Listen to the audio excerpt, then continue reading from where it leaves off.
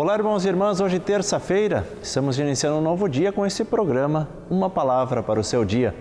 Sou o Frei Marcelo, trabalho aqui nesta paróquia, Paróquia do Santíssimo Sacramento, a Igreja Santa Teresinha de Porto Alegre. E nós estamos chegando até você por meio da Rede Católica da Igreja, esta obra de Deus, e nós também somos convidados a fazer parte desta obra. Ligue para nós, tire suas dúvidas e assim veja como você também pode se tornar um colaborador. 041 3221 6060. Espere atender e em seguida digite 1. Lembre-se, deixe também o seu pedido de oração. Nós queremos rezar por você, por sua família, por seu trabalho. Vamos juntos meditar a palavra desse dia? Pegue sua Bíblia e nós vamos meditar o Evangelho de Marcos, capítulo 10, versículos 28 ao 31. Naquele tempo começou Pedro a dizer a Jesus: Eis que nós deixamos tudo e te seguimos. Respondeu Jesus: Em verdade vos digo, quem tiver deixado casa, irmãos, irmãs, mãe, pai, filhos, campos, por causa de mim e do Evangelho, receberá 100 vezes mais agora, durante esta vida, casa, irmãos, irmãs, mães, filhos e campos com perseguições, e no mundo futuro, a vida eterna.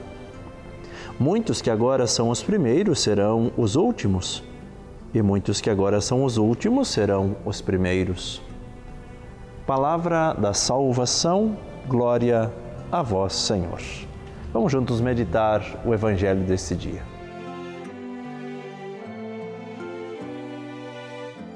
Queridos irmãos e irmãs, o Evangelho de hoje é uma continuidade do Evangelho de ontem.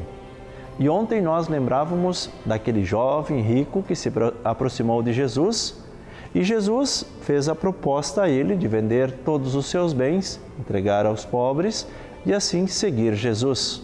Esse desapego das coisas materiais. Hoje, novamente, nós vemos os discípulos que conversam com Jesus Cristo. E aí Pedro vai dizer assim: Eis que nós deixamos tudo e te seguimos. Respondeu Jesus: Em verdade vos digo, quem tiver deixado casa, irmãos, irmãs, mãe, pai, filhos, campos por causa de mim e do Evangelho, recebereis 100 vezes mais agora durante esta vida. Nós precisamos compreender algumas coisas. Jesus não quer que nós desprezemos as coisas, mas Jesus quer que nós possamos perceber que estas coisas, estas pessoas que já têm um valor especial para a nossa vida, diante de Jesus, muito mais. Se nós conseguirmos deixar não para trás, mas que o nosso coração se volte mais para Deus, nessas coisas que são muito importantes, porque é importante a nossa casa, é importante nossa relação com os irmãos, com as irmãs, com os pais, a mãe, o pai, com os filhos, com os campos. Tudo isso é importante. Jesus não está desvalorizando tudo isso. Pelo contrário, Jesus está dizendo: vocês já valorizam tudo isso? Ótimo! Mas ainda eu vou dar 100 vezes mais do que isso. Agora, aqui na terra, nesta vida. E ainda ele continua dizendo: casa, irmãos, irmãs, mães, filhos e campos com perseguições, e no mundo futuro, a vida eterna.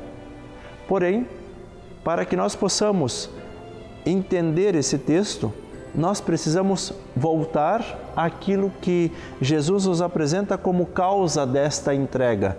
Quem conseguir deixar tudo isso por causa de mim e do Evangelho. Aqui está o grande segredo. Nós muitas vezes deixamos, mas deixamos por causa do quê? Pelo nosso bem-estar? Pela nossa comodidade? Devemos entregar, tendo presente muito isso, por causa de Jesus Cristo e por causa do Evangelho. Nós não estamos deixando de lado simplesmente. Nós estamos optando por algo ainda maior, pelo menos Jesus diz 100 vezes maior.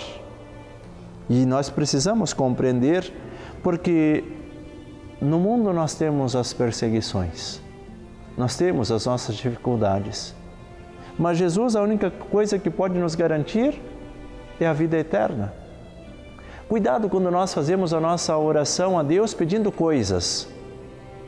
Deus não nos concede coisas materiais.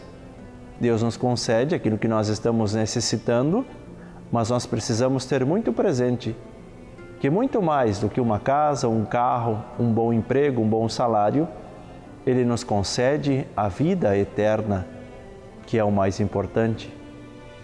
Do que vale ganhar o mundo inteiro e perder a vida eterna?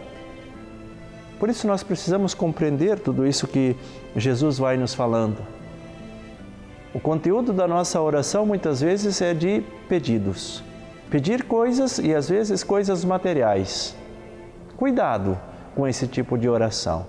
Cuidado quando nós pensamos simplesmente na prosperidade.